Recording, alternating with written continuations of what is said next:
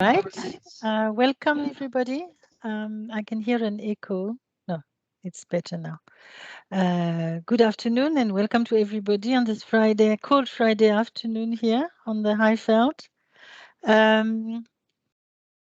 This is this webinar is going to talk about something that my unit in GTAC called Institutional Development Support does from time to time.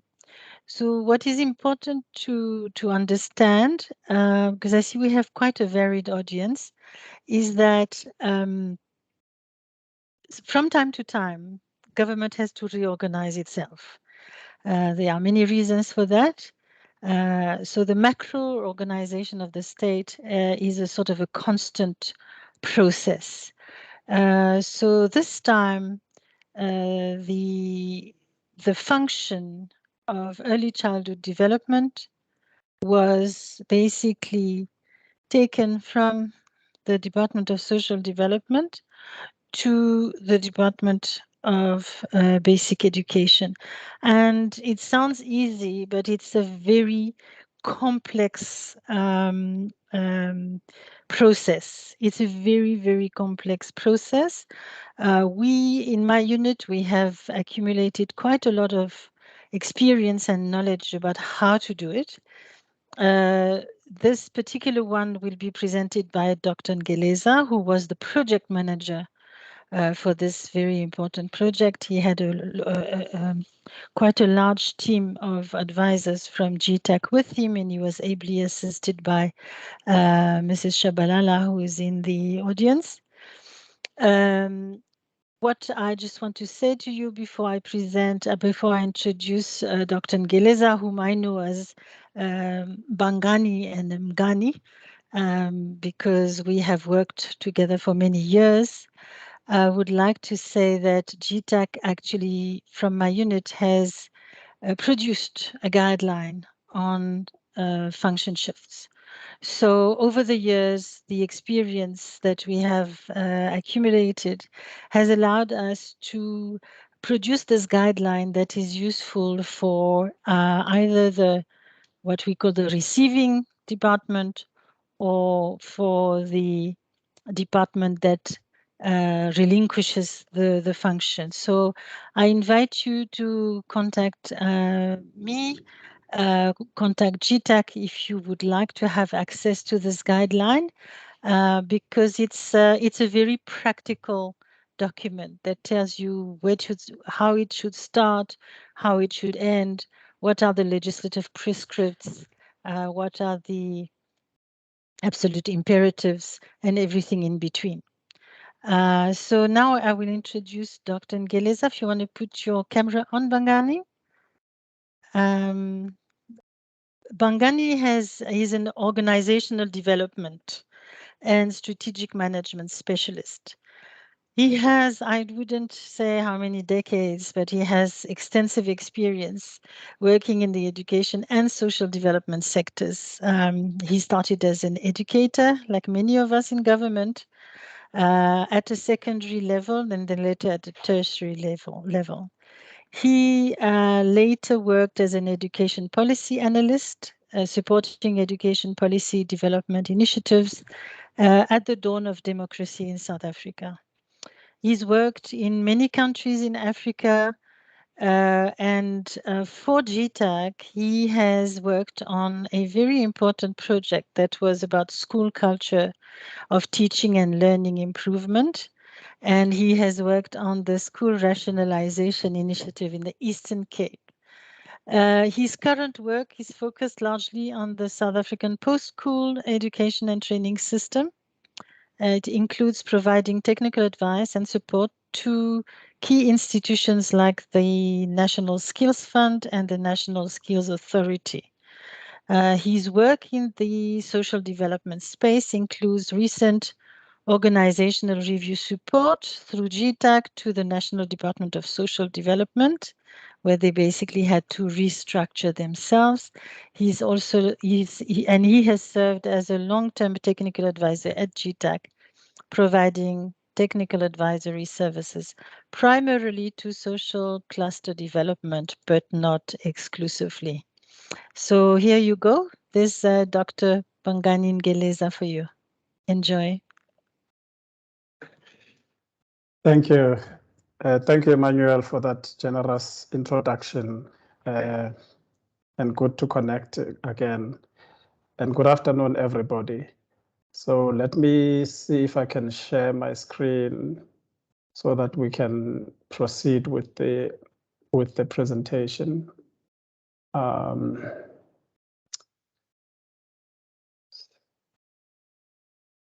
Yeah, we see it. If you can just put let me just put it on slide mode. Yeah. You can see that. We can see it's not in slide mode. It's not in slide mode. We can see all of them at the bottom of the screen and only the one you want to highlight on the left corner. No, okay. Yeah, one more. Maybe let me do it. I thought I would put it in presenters mode. There we go. But I see that it shows, yes. So colleagues, thank you very much for this opportunity to speak to you about the support we provided to the Department of Basic Education and the Department of Social Development with shifting the ECD function from social development to basic education. Before I start, perhaps let me just acknowledge the team with whom I did this work, Suri Pillay, Metheli Mpofu, Corey Smith, and Sipo Dial. Some of them are on this call, but also to acknowledge the support that we got from Portia Shabalala with all the coordination and just making sure that we are able to schedule and get the people that we needed to have a discussion with. So I'm going to touch on what was the problem that we were called upon to assist with, what did we do, whether or not we needed to course correct in the middle of doing all of this, what the outcome was, and whether or not we did solve the problem. You may already be aware that the ECD function has shifted with effect from the 1st of April this year. It's now with the Department of Basic Education and Training. So to get into this, why we were called in and what was the problem. So we were invited by the Department of Basic Education towards the end of 2019. Now, as you would recall, in his State of the Nation address in 2019, the president announced that the responsibility for early childhood development will be migrating from social development to basic education. So this was a policy shift that the president had announced. And if I may just take you through a definition of early childhood development, just to understand the breadth of this function. According to the Children's Act, this is a process of emotional, cognitive, sensory, spiritual, moral, physical, social, and communication development of children from birth to school age. So you can see that there's lots of stakeholders that need to be involved with the process of early childhood development. But also the rationale is also derived from the NDP, which basically insisted or put forward that there must be more investment in ECD because then this will result in better academic performance, lower levels of antisocial behavior, improved living standards, as well as better adult health and longevity. So there's a lot of research that has been done around, ECD and the importance of early childhood development to the development of the child. Of course, this was a resolution of the ruling party also from the 54th conference that this function shift should happen. The problem that we were brought to support with is that the two departments who needed to collaborate and have conversations and have consensus around how this function will be shifted were at a stalemate at that point towards the end of 2019. And the expectation was that the function was going to be shifted in 2020 already. So they had run out of time by then. there was a stalemate. The two departments were not talking to one another. But of course, they had done quite a few things just to also be fair to the two departments. It's not like they had not started to work on this. The two ministers had already met around August of that year, and they agreed, both of them, that there needs to be cooperation between the two departments. There was a draft concept note that was developed, mainly driven by DBE, but in consultation with DSD for the function shift. The two departments had been talking also because DBE at that time was in the process of amending the basic education laws, to accommodate the need to make grade RR compulsory. So there was a move already to make grade RR compulsory. Grade R was already compulsory. So as part of doing that, they consulted with DSD. So they had been consultations. Also, there had been engagements across the provinces on this issue of the function shift, coordinated and facilitated by the NECT. There was a framework for ECD that spoke about how the function will be improved going forward. So they've done a number of things.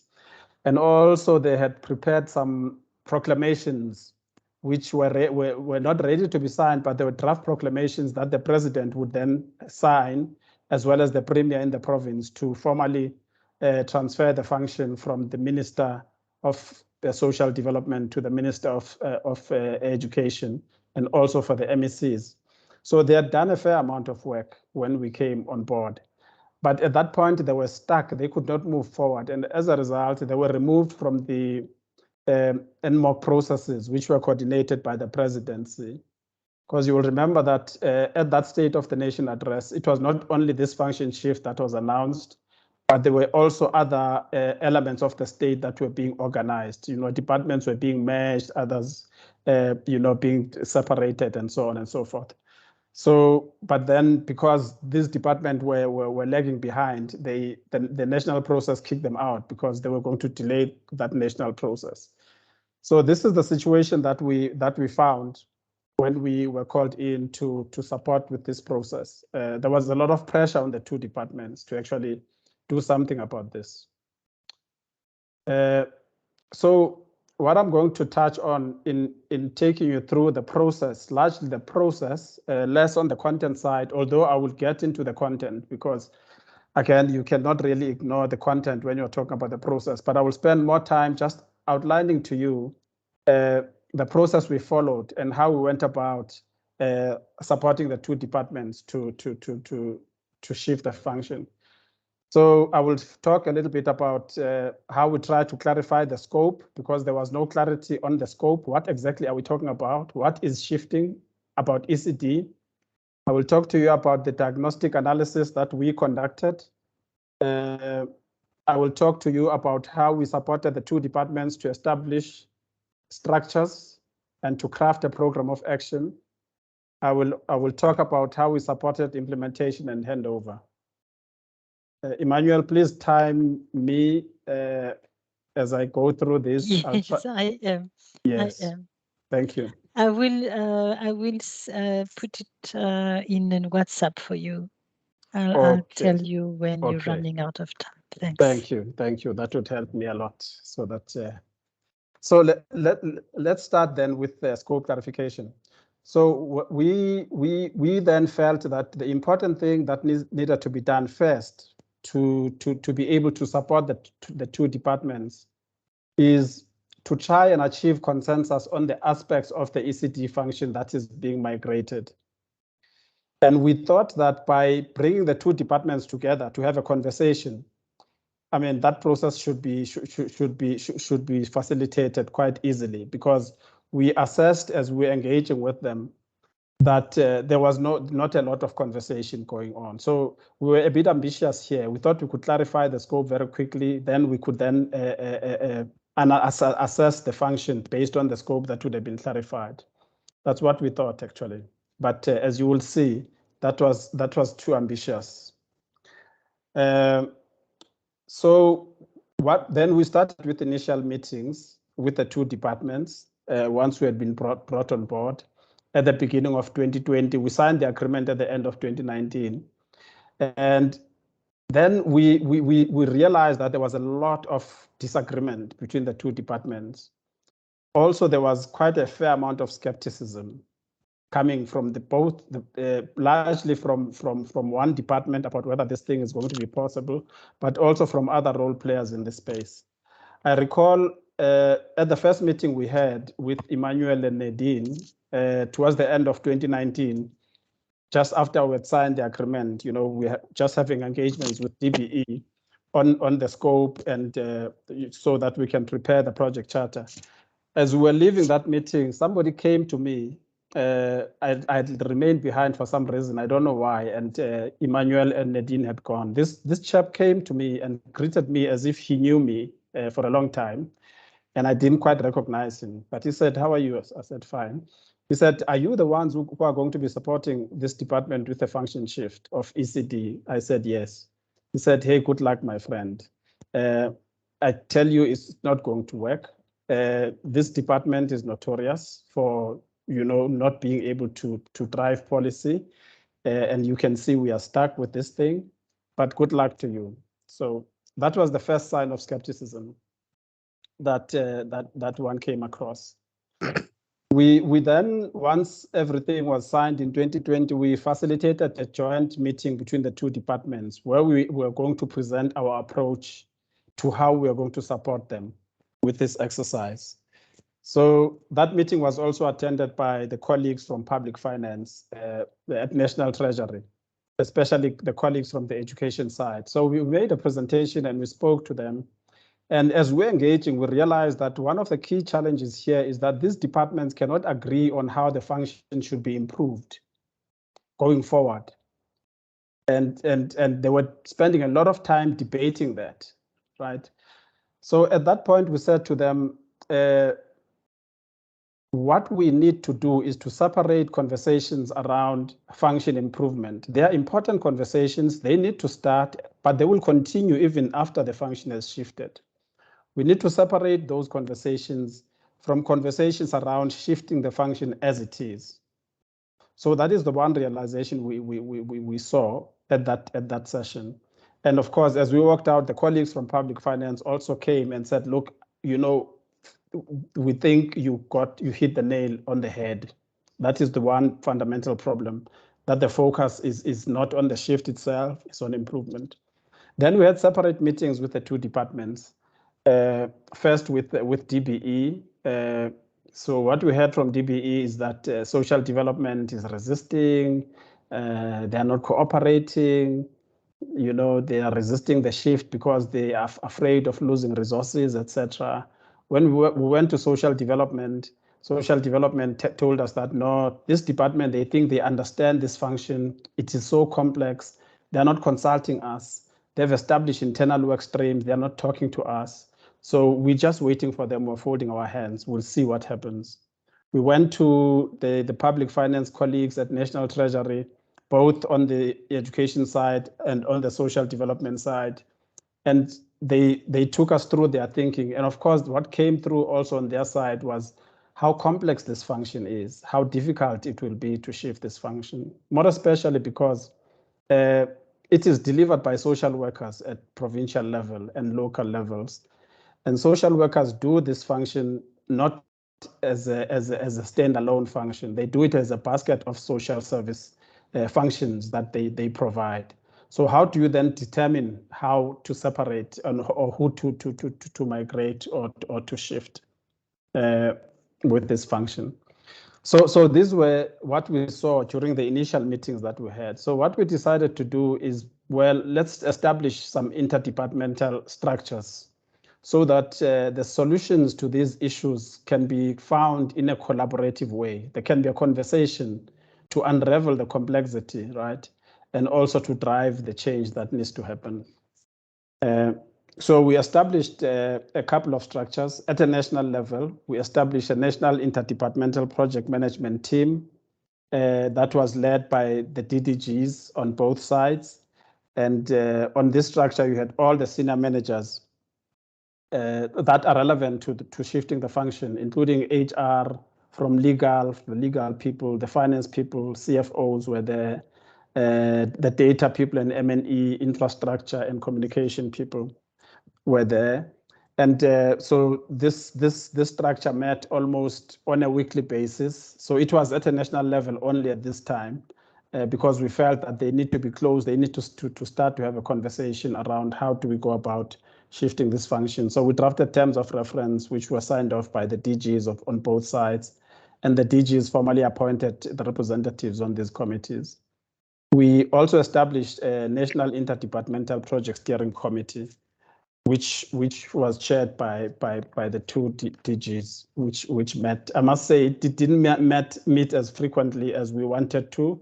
There were many meetings missed, but it did function. So that's what we did in trying to clarify the scope.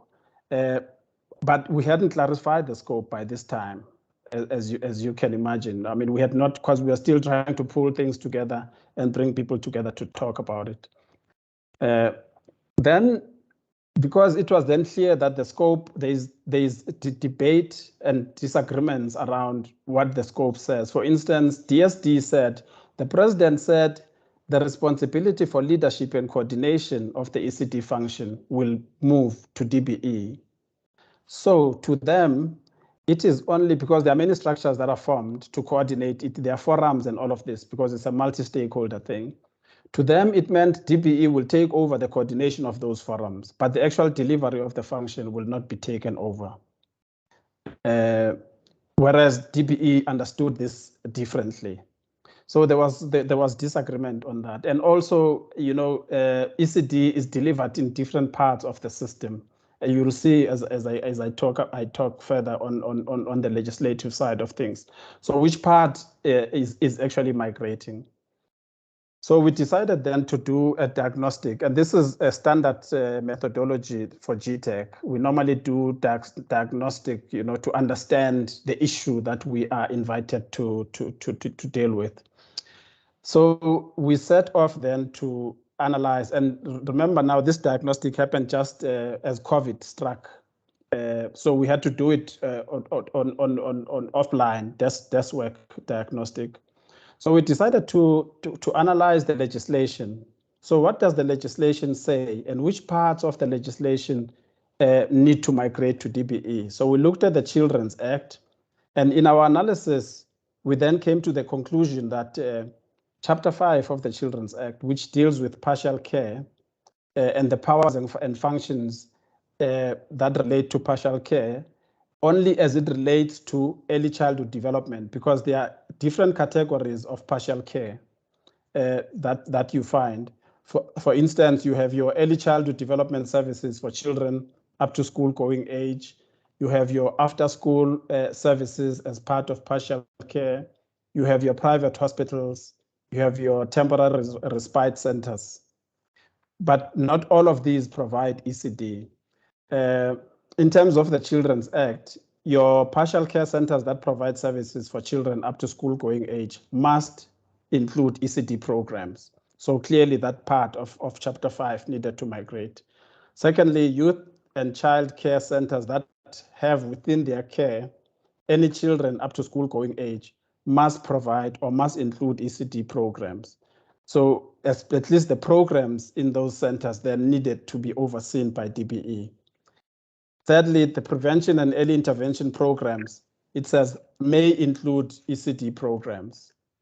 So at the end, we then recommended that your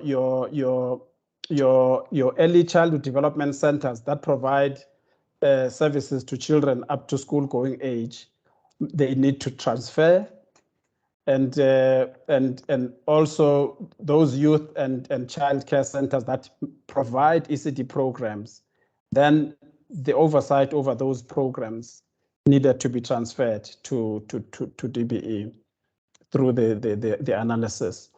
Then we also looked at Chapter 6, and Chapter 6 of the Children's Act deals exclusively with ECD programs, who registers them, who does who develops norms and standards for them, etc. So that whole chapter, we came to the conclusion from the diagnosis that it should shift.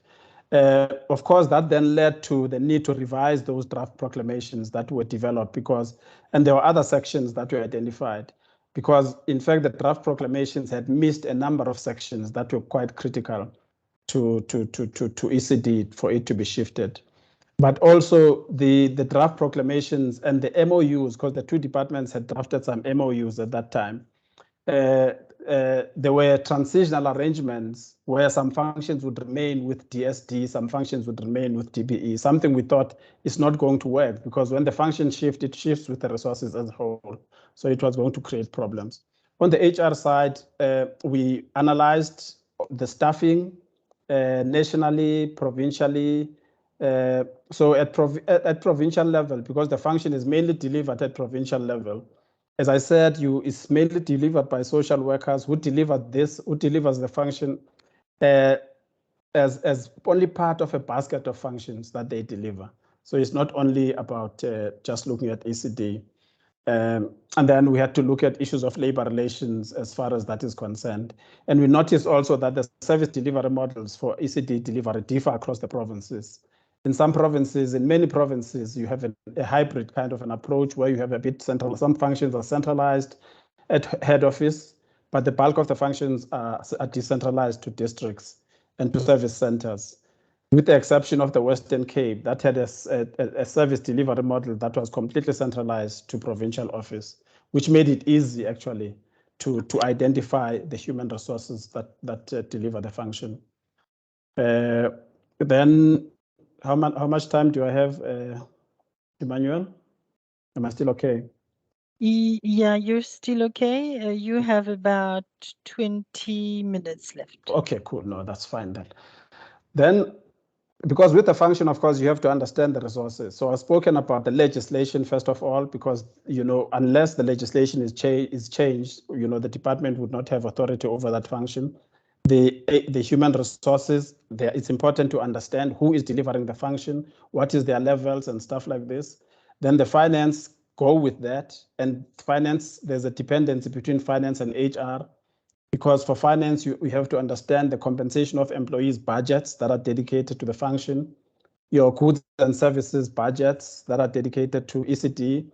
There's a lot of transfers to non-profit organizations because ECD service delivery model is such that the actual delivery of early childhood development services in this country is done by non-profit organizations. What government does is to make transfers to these organizations to assist them. So there's transfers for subsidy per child. At that time, it was around 15 rands per child. Then there's also transfers for infrastructure maintenance, because ECD centers have to comply with some norms and standards for infrastructure, also with local bylaws, and also with health and environmental health requirements. So they need to be supported to actually do that. So the state transfers a lot of money. And that money that goes to NPIs comes in two forms. One in the form of a conditional grant, which is transferred from Treasury to the National Department of Social Development. I must say it was, because it has changed now to the DBE. It was transferred to DSD, and then DSD nationally transfers that whole amount, allocates to different provinces to actually do both the massification of ECD access, just getting more children onto ECD through this subsidy of 15 rands per child, plus also to upgrade the ECD centers. So we had to understand and analyze that per province, what is the quantum of COE, goods and services, etc., that goes for ECD. And for that, we relied on your BAS and PESAL data that is available via the Vulindlela portal. So we spent a fair amount of time between March and June of 2020 doing this desktop analysis, just to help to clarify what is entailed with this function, because as I said, there was no clarity at that time. And then also we looked at data and systems. We followed the indicators. We tried to understand what indicators are reported on ECD by the provinces, and also what is the scale of provision. So we analyzed how many kids have access to ECD, how many children have got access to registered ECD centers, how many children have got access to conditionally registered ECD centers. So this conditional registration and registration, it's about the extent to which they comply with the norms and standards. So there are different categories.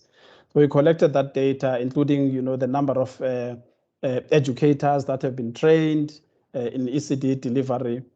We also look at infrastructure side, and there we realize that actually there are different modalities for infrastructure delivery for ECD. And basically, ECD infrastructure is not owned by the state. It's owned by non-profit organizations, by and large, or private.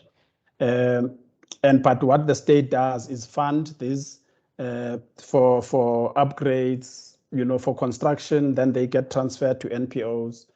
And the modalities differ. Some provinces use implementing agents like the IDT, the Department of Public Works and Infrastructure, and KUHA, to actually assist with that part of delivery, the infrastructure part of delivery. Others have got internal capacity for infrastructure. They've got units for ECD infrastructure. So we had to understand all of those nuances and also the policies that are used to manage infrastructure. We had to look at that. Then we looked at the communication side, because it's also important that there is communication. It was important that the stakeholders, there was a lot of anxiety in the space. People are not sure what does it mean, actually, this movement. And you can imagine with that kind of uncertainty, people become very anxious. So we sort of developed a communication strategy and encouraged the two departments to start communicating, not on the content of the function shift, because it was not clear at that time, but just on where we are. What is the status of the function shift? So that's what we did at that time. So as I said, we then put all of this information, which we collected through desk work, into a report, which we came to about almost a 300-page report, because we tried to capture as much information as we can across the provinces and nationally. And then from about July or so, we then started to validate the data, the information. So we had sessions focused on the Department of Social Development, which is the people that are delivering the functions. So we had meetings with provincial officials across all the 9 provinces, and at those meetings, we invited, all the key managers that have got anything to do with this function, including the ones that are responsible for its delivery on the program side, the CFOs, HR people, the infrastructure people, the data and systems people, basically everyone that had anything to do with the function, so that we can present what we have found. And we knew that there were inconsistencies and gaps because it was desk work. But the idea was to start a conversation so that they can start to indicate and make corrections in a way, help us to come closer to having accurate information about who exactly is delivering the function, how much money is there to deliver the function, etc. So we did that, I think, up to about August, September. And then we had a draft which we then presented to the national departments, because the idea was that we needed a document that can be signed off, because in that document we had made clear proposals in terms of what should shift, the quantum of staff that should shift, the legislation, etc. Yeah, that process was not easy. The diagnostic report was only signed off in March 2021, and there was an expectation that the function will shift in April 2021. It had not shifted in April 2020 because by then we only came in 2019, so it was late. There was a lot of pressure to ensure that the function shifts in April 2021, but by August we advised the two departments that there is no way this function can shift in April 2021, given where we are, that we've just finished the diagnostic assessment. Now we needed a process where there is consensus based on what we have found to the function to entail between the two departments. And looking at the budget cycle by then, of course, we were far behind, but there was a resistance to do that. But anyway, at some point they accepted. They saw that it's impossible for this function to shift in 2021. So the and there was toing and froing about the diagnostic report, whether it's accurate or not. And we insisted that the idea is for it not to be completely accurate, but we are going to use it to get accurate data from the provinces. We are putting something on the table. This is what we find. So the people in HR, they need to go back then and verify this information and come back with the correct information. The people in finance should do the same, etc. So on that basis, then the diagnostic was signed only in March 2021, which was like. So, Bangani, I'll invite you to move beyond the diagnostic now. Okay, cool. Thank you. Thanks. So once we've done that, then it was signed off. Then we move to the next step, which was about now, because the bulk of the function is delivered at provincial level, and we had been focusing on working with national structures.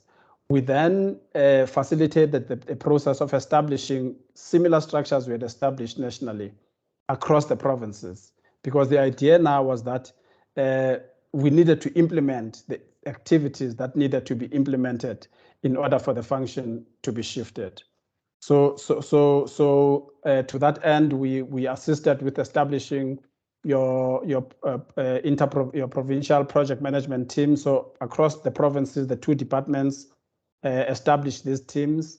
Under these teams, they established different functional teams. So there was a team, interdepartmental team for finance, for HR, for data, for infrastructure, for communication, and so on. So the colleagues started to work together on the basis of that. And what we did then at that stage, we developed a work plan with clear milestones or things that need to be done in order to make sure that the function indeed can shift now in April 2022. So at the end of that, we had an implementation plan with clear timelines. We had structures established across all the provinces that we were meeting quite regularly on a weekly basis. There was a lot of energy all of a sudden for the function. There was little resistance anymore by this time. And then we shifted in April 2021 to implementation support. We had taken a lead in doing the bulk of the work, trying to clarify and help to understand what needs to shift. With the signing of the diagnostic report, this was clarified. So our role then shifted to troubleshooting and technical advice. The main responsibility for ensuring that all the milestones are met shifted to the 2 departments, provincially and nationally, by this time. And we as a team, we then divided ourselves to focus on supporting a functional area as well as supporting 2 provinces. So for instance, I would support the monitoring and evaluation work stream, the communication work stream.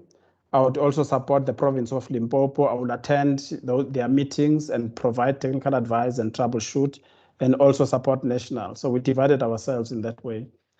But by this point, we made a call that now we are shifting the responsibility and the lead to the 2 departments, that they must now take full ownership, because now it is clear what needed to be done, so that if this function does not shift, they can take full responsibility for that. Just some of the milestones during this phase. On HR, a key milestone was to have consensus on the number of resources, so that the 2 departments agree how many social workers are going to migrate to social development, for instance. Secondly, the warm bodies, which social workers will migrate. As I've said, the issue is that social workers do a range of other functions. So we had to come up with a formula for this somehow. So we came up with a formula working with the national work stream for HR that said, let us look at the performance agreement of social workers and see the weight allocated to ECD. And on the basis of that figure, we can then calculate a percentage of social workers. That gives us a number that must shift. So that is the proposal that we made. So many provinces followed it, but some provinces followed different routes. The Gauteng, for instance, did a complete work study where they went to the district, to the service centers, interviewed social workers to find out, what they do, how much time they spend on this, and so on. At the end of the day, though, the provinces managed to get to a point where they can have an agreement on the quantum of social workers that needed to shift. Although some provinces still wanted to sort of hold back some of the information without mentioning them. So it was not an easy exercise, but at the end of the day, that happened. Then, of course, you needed to understand the warm bodies, as I said. So who must go? So you say from this province, you need 70 social workers in Gauteng that need to be transferred. Now, there was no common agreed methodology for this. But then, because we have this situation where provinces met amongst themselves and every second week they met nationally, all of them with the national team, there was a possibility for the provinces to learn from one another through that process. So it's not like a solution that came from us, for instance, as the technical team, but what we did, we facilitated that they have conversations and find solutions themselves. And one solution that came was that I think Limpopo just sent letters to all social workers and say, well, look, this function is shifting. We inviting volunteers to volunteer to shift with the function. And in fact, they were oversubscribed in terms of people that wanted to shift. So that approach sort of gained traction and sort of was used across the different provinces.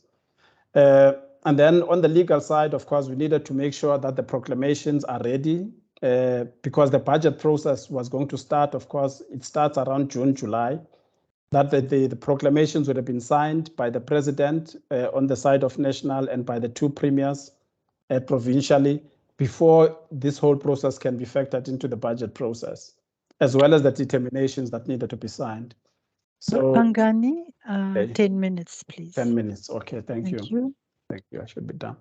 So again, there was a toing and froing, disagreements, because these proclamations and these NMOC submissions basically contain all the information that basically that indicates what is shifting, the budgets, the staff. You need to have a transitional structure as the two departments because the structure will change. How will DPE accommodate this function on their structure? And how will DSD reflect that this function is shifting?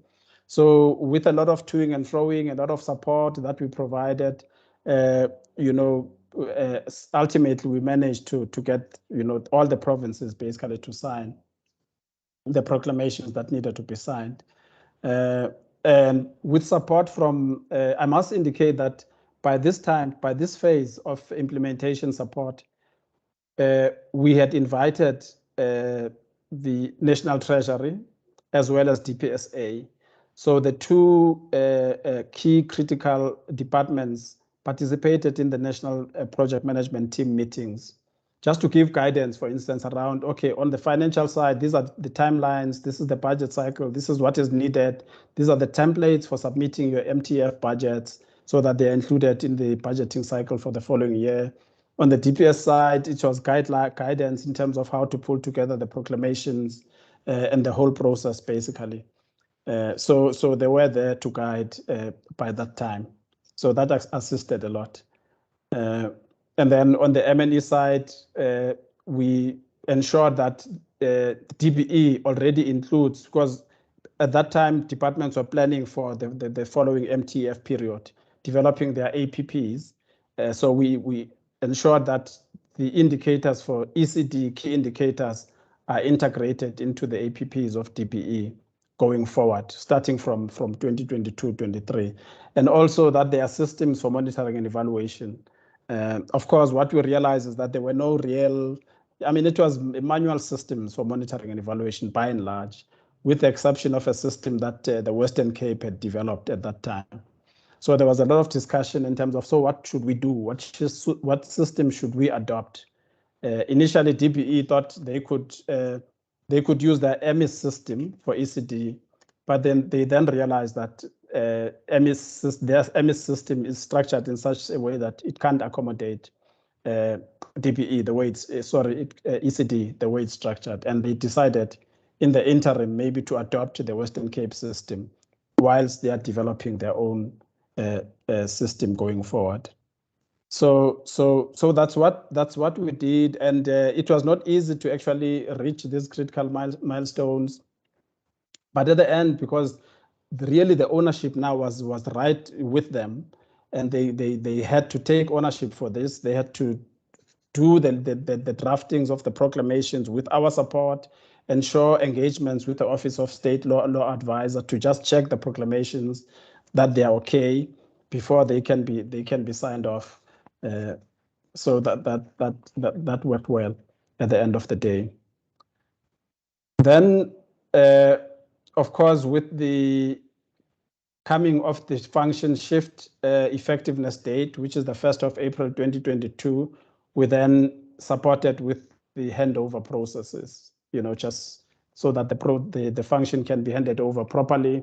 And there's also a handover report that summarizes the status of the function shift exercise, what has been achieved or not by the 1st of April, so that we know what is outstanding going forward. So we assisted with developing a template for reporting, and all the provinces were asked to actually populate this template. It had all the milestones from the beginning, from 2021, when the plan we developed the plan with the milestones and timelines. All those milestones, an indication of the status on each of the milestones, what matters outstanding in each milestones, what risks are there, and any transitional arrangements. So we collected all those reports from the provinces and we consolidated them on behalf of the two departments so that they do have a handover report. And then we drafted a closeout report. Of course, the function was then launched. The official shift of the function, there was an event by the two ministers, I think around the 2nd of April, where there was a formal handover between the two ministers of this function. So to conclude, I guess let me just spend.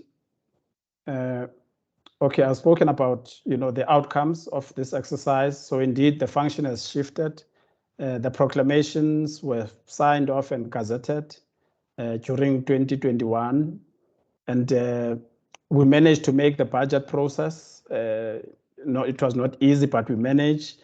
And the minister announced the function shift in the medium-term budget policy statement last year, 2021. And indeed, the responsibility shifted to ECD starting from the 1st of April. Just some key lessons coming out of this process, takeouts.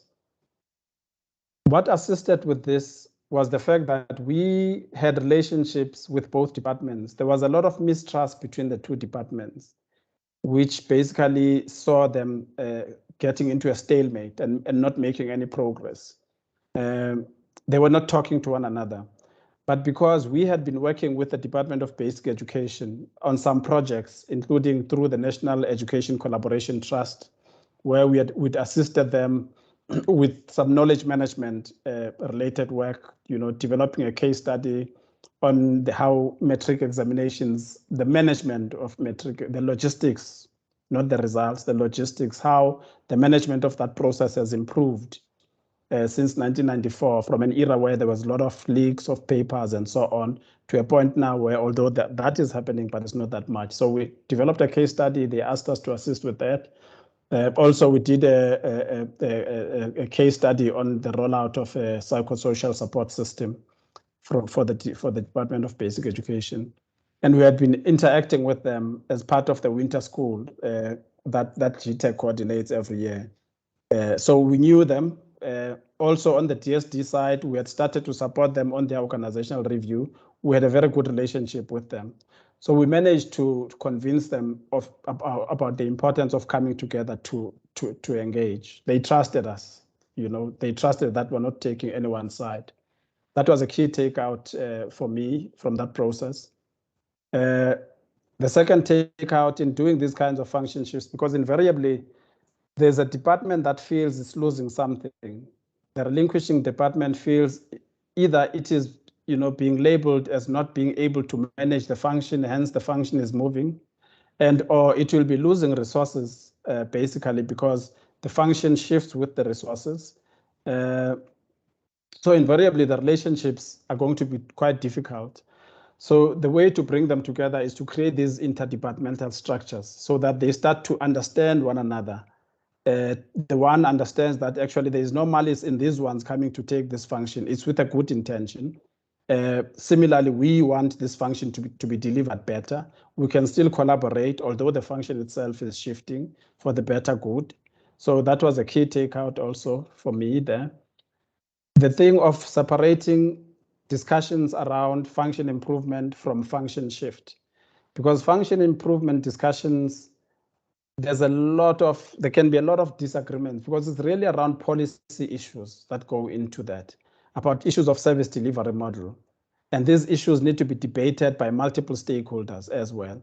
Whereas function shift is an administrative process of just ring fencing the function, understanding what it is, resources, etc., and using the right processes legally to ensure that the function transitions.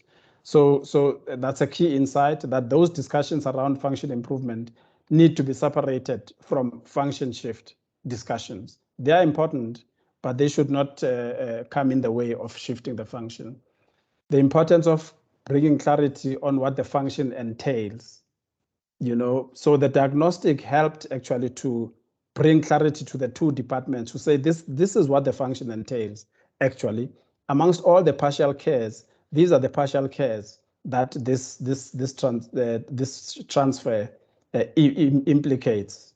That is, and these are the human resources that deliver this, and they are spending so much time, although we know they do everything else, but they are spending so much time on this function, and therefore so much quantum of resources to follow the time they are spending needs to shift, those kinds of things. So it helps to bring that clarity so people can start to argue and debate on the basis of that data that is on the table and validate that data and come to an agreement. Otherwise, it's very difficult to move.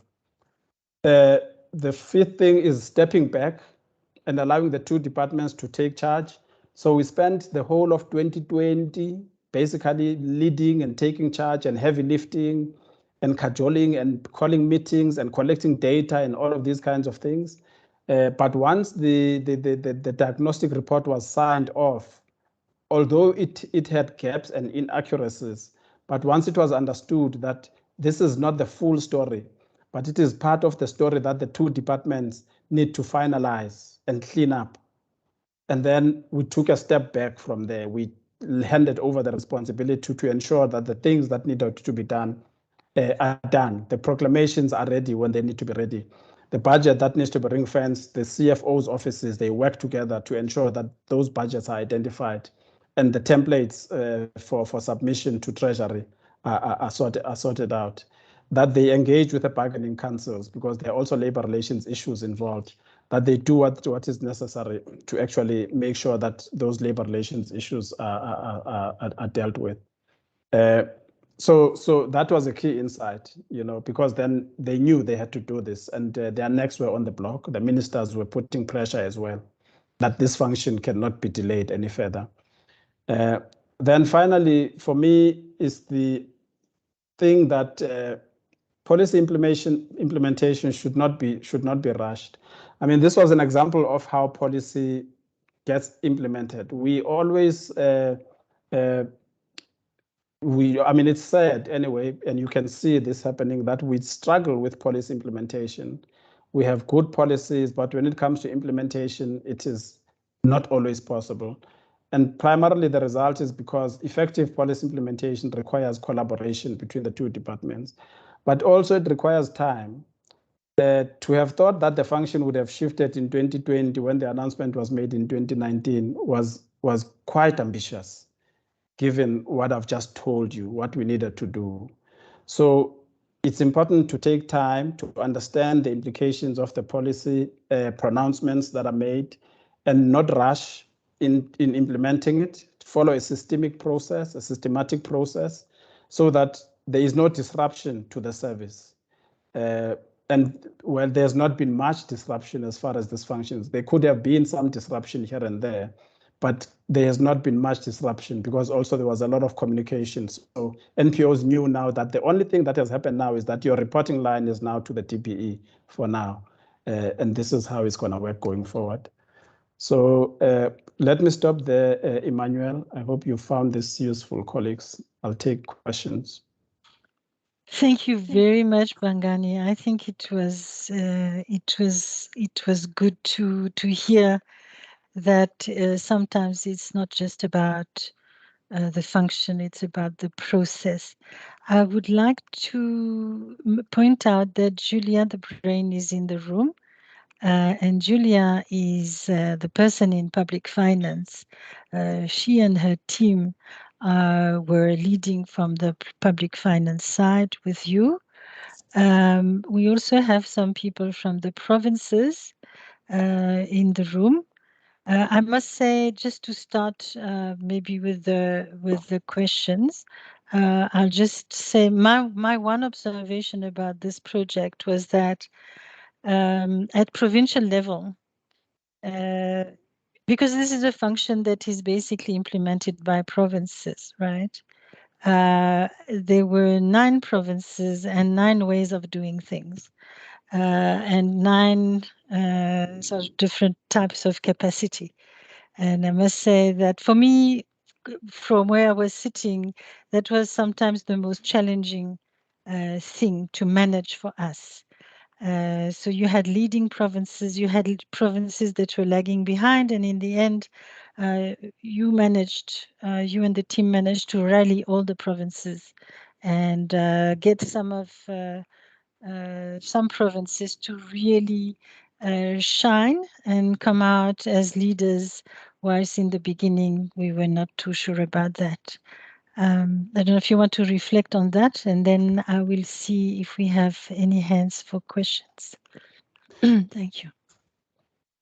Yes, Emmanuel, you make a valid point there. Actually, at the end of the day, provinces learn from one another, and through these forums, there was some peer support and peer pressure. So you could pick up good practice from other provinces, which other provinces could emulate. And those provinces that were falling behind, and I will not mention them, there were a couple of provinces that were falling behind. They felt a lot of pressure, because if Province A could do this, if Province A could resolve the issue of the number of employees that are going to transfer, and they shared their approach. As I said, provinces found these solutions themselves. And if this province can do it, why can't we do it? So that assisted also, to sort of put energy into the process. Also with the different service delivery models across the provinces, that also assisted, because then one province could see that, oh, Province A actually, although they have a different service delivery model to this function, but this is how they are finding solutions to some of the difficult problems that we have. And they have to come back at the next meeting to report on progress that they had made. So that assisted basically to move the process forward. Yeah. Thank you, Bangani. We've got Julia, the brain.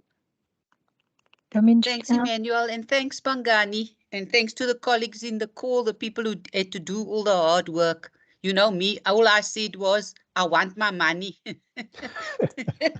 I don't want to hear anybody's nonsense. I want my money. Don't make me come and fetch it.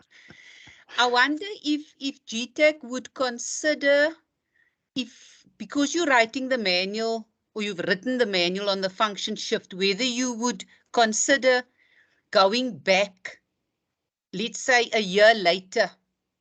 So let this year pass with a function shift, and you go back in 2022-23, and you see how it's actually panned out, whether that would be worthy of consideration for writing up as another case study.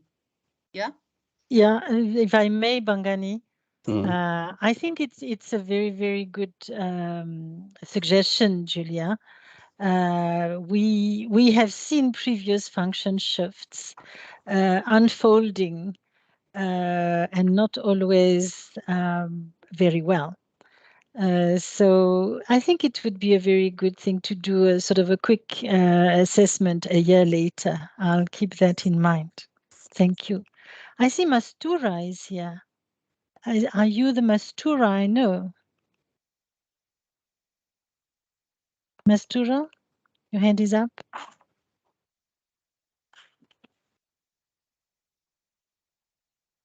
Mastura, come in.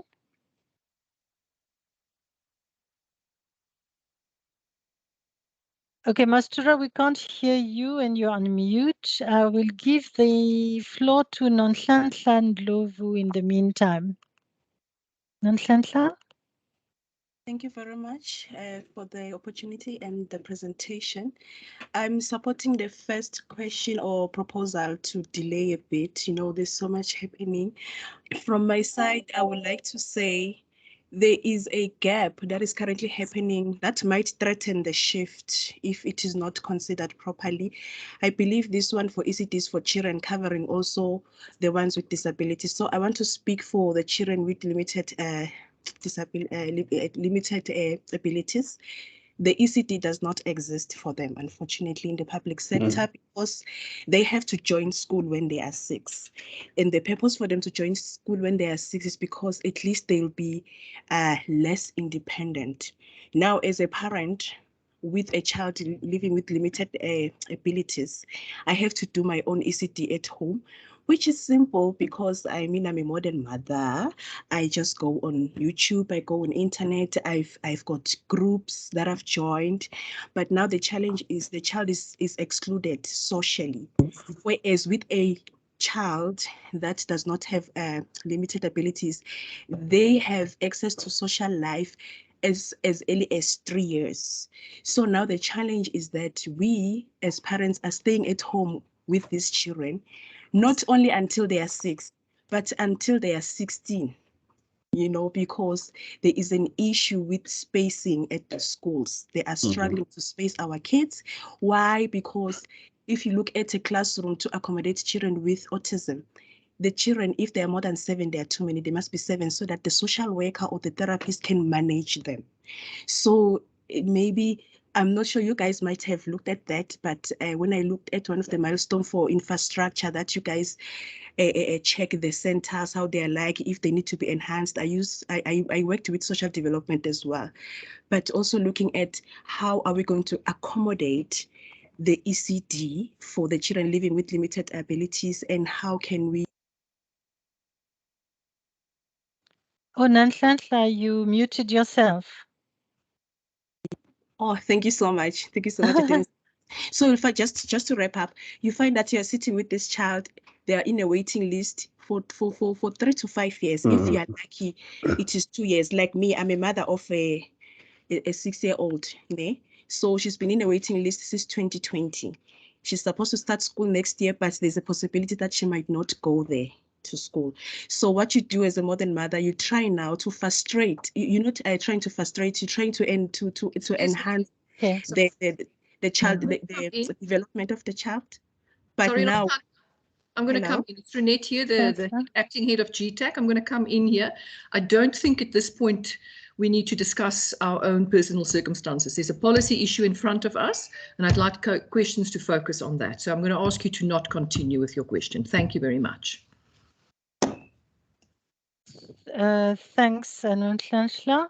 Bangani, maybe it's a question of policy, or is it a question of policy implementation? And have you come across this issue? Yeah, well, you know, Nonhlanhla, you're raising a valid point, and you could argue that part of the reason why this policy actually came into being was in response to some of the challenges around ECD delivery, also including the challenges that you've just highlighted. As I've said, what our focus was in this instance was just to assist with the administrative process of shifting the function. But there are a lot of conversations and discussions that are happening on the improvement side, including the development of this ECD framework that the Department of Basic Education is busy working on. And part of that process is trying to respond to the issues that you are raising. So as what I'm trying to say is that those things are known, they're acknowledged. Also, I mean, with ECD, for instance, these are children with special needs. They go to schools and even to ECD centers, and they are faced by educators who are not skilled on dealing with children with special needs. So these are some of the challenges that need to be addressed. But the first step of addressing them in this instance was to shift and migrate the function to ECD, so that from a cognitive development point of view, there's a seamless move, because DBE, of course, is mostly responsible for that side of development, so that they can do all that needs to be done to ensure that these children, even children with disabilities, are accommodated, in fact. Yeah. Yeah. So thank you, Bangani. We see that it's a matter of policy and policy implementation now in the hands of DBE. I'll see if there are any other questions from the floor. I don't see any other hands. I see Patu's camera is on. And Mastura, are you back online? Emmanuel, there's some questions in the chat box. Perhaps sorry, I didn't see that. I wasn't looking at the chat box. Sorry. Mastura's question was, and she's having connecting problems. Okay, she was asking, is the resistance typical in these function shifts? And are there any lessons, I guess, that we've learned that can be shared with people? What can be done about it? Yeah, I think resistance is a feature of function shifts. Bangani will correct me if I'm wrong, but it's a feature because it's a question of territory. And it's always like he said, relinquishing the function is sometimes difficult, and welcoming it is equally difficult. Bangani, can you address Mastura's question? Yeah, look, I agree. You've answered the question. I mean, it's typical of these kinds of functions, because I guess that relinquishing department, there are two things with them. There's this feeling that they are being labeled as having failed to improve the function, which is what was happening in this instance. But also they will be losing resources, right? They are under-resourced themselves as it is. I mean, they kept saying, we don't have social workers. We can't afford to let any social workers go. So they've got reasons to be resistant to this. So it's a feature of these things. I remember also with the function shift for skills, when it shifted from labor. I mean, those tensions have not been resolved to this day. To the Department of Higher Education and Training, there are still those tensions. So it's a feature of this, but the important thing is to how you deal with them, you manage them, because once a policy pronouncement is made, it's not a personal issue anymore. It's an issue of policy that needs to be implemented. And for it to be implemented, the two departments need to work together, in the interest of the country, the bigger interest. It's not about the two departments. So in this instance, what we try to do is to establish these interdepartmental structures so that they start talking to one another. And over time, they developed even personal relationships, relationships warmed as we attended these interdepartmental meetings between the DGs and the senior managers in the two departments. We started to see that they are connecting at a deeper level, which actually opens up possibilities for making progress. Yeah. Bangani, there's a Dineo in the chat who says that a well thought through theory of change will also make the landing safe to DOE. So obviously on this project, we didn't go into a full theory of change, but that might be part of what Julia mentioned, to go and check a year after if that has been done and it has allowed the function to land. Yeah. Okay. Look, I absolutely agree with what Julia is saying. It's going to be important to do a follow-up and see what has happened. Just to indicate, these structures that we established, although we exited the process at the end of March, they continue to this day to meet. I still receive invites to these PMT meetings and so on. So the two departments continue to collaborate, which is a good thing, I guess, because by its nature, ECD is a multi-departmental, multi-stakeholder, function that requires that kind of collaboration. And although there is no written theory of change, but I mean, our theory of change here was, well, what you need to do is to bring these two departments together in order to achieve the change where the function shifts. So we could, in hindsight, write the theory of change that we followed basically and document it, but you can see that basically that's what it is. And it's about giving the responsibility to the departments to take the lead once you've clarified things for them and you've set out clear milestones and guidelines for them to follow. Bangani, there's a question, there's a comment from Zahira Mohammed, and Mastura confirms. They say, could change management be considered in some function shift processes where it's needed? We literally have 5 minutes, but you can talk about that, and I would say that we've used change management where needed, right? Well, absolutely. You know, you can't do a function shift without change management, because I mean the initial reaction because it's a change in any case in the way in which things are done. You're taking a function and so on. So the initial reaction is resistance, especially from the relinquishing department. And you need to do some interventions. So when I talk about bringing people together to talk, building relationships, in a way that's a change management function, but also being clear about what needs to be done, because change management also requires that you are clear what needs to be done. Otherwise, you'll just be all over the place. Trying to bring people together so that they can coalesce around a shared vision for this function. And they start to see that it's not about them, but it's about the interests of the child and the country. So I absolutely agree. Change management is a big part of this. And sometimes you can write, I mean, just from practice, learning through practice, we can develop some lessons for change management just from what we have learned. Yeah, I have seen other function shifts where we actually had to bring in change management specialists, especially when it comes to the interface with labor. You know, when there are strong implications on people's on the nature of their jobs, etc., etc. So yeah, absolutely, change management has to be part of the approach. Colleagues, it's 15:12, so I think we had until 15:15. So well done on time management, Bangani. And thank you. If anybody has maybe a last comment or question, otherwise I will conclude this session. Thank you very much, Bangani. Thank you. Thank you. So thank you, colleagues. We have this resource, this function shift guideline, which we can always share. And we are always interested in people sharing their experiences of function shifts, so we can enrich our compendium of documents. Thank you very much, and have a great weekend. Thank you, Bangani. Thank you. Bye-bye. Thank you very much. Bye-bye. Bye.